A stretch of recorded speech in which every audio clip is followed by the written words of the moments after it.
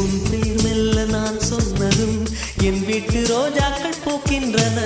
ஒரு நாள் உனை காணாவிடில் எங்கே உன் அன்பென்று கேட்கின்றன. நீ வந்து